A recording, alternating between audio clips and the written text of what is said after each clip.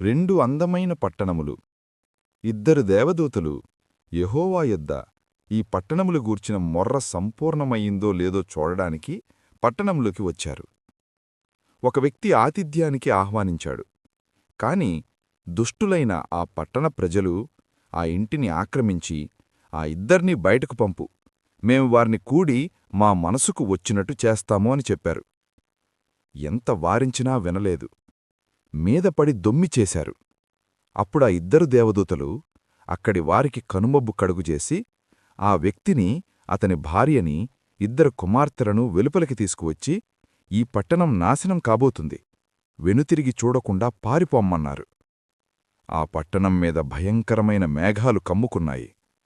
ఒక్కసారిగా ఆకాశం మొత్తం మారిపోయింది. ఆకాశం నుండి అగ్నికందకాలు కురవడం మొదలయ్యాయి. క్షణాల్లో ఆ ప్రాంతం అగ్నితో కాలడం మొదలయింది. తప్పించుకోవడానికి కూడా వారికి అవకాశం లేకుండా దేవుని తీర్పు ప్రకటించబడింది. ఆ వ్యక్తులను వెనుతిరిగి చూడవద్దు అని దేవదూతలు ముందే చెప్పారు. కాని ఆ యుక్తిభార్య వెనుతిరిగి చూసి ఉప్పు స్తంభంగా మారిపోయింది.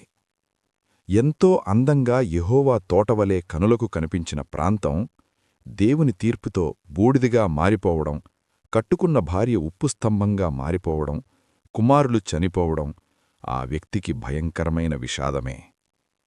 కేవలం ఇద్దరు కుమార్తెలు తను మాత్రమే మిగిలారు. ఆస్తి సంపద మొత్తం నాశనమైపోయింది. దేవుని యొద్ద విచారణ చేయకుండా కంటికి అందంగా కనిపించింది కదా అని సొంత నిర్ణయాలు, ఆలోచనలు ఎంతటి విషాదాన్ని మిగులుస్తాయో ఈ వ్యక్తి కథ మనకు చెబుతోంది. ఆ వ్యక్తి పేరే లోతు. ఆ పట్టణములే సోదొమ్మ మరియు గొమొర్రా.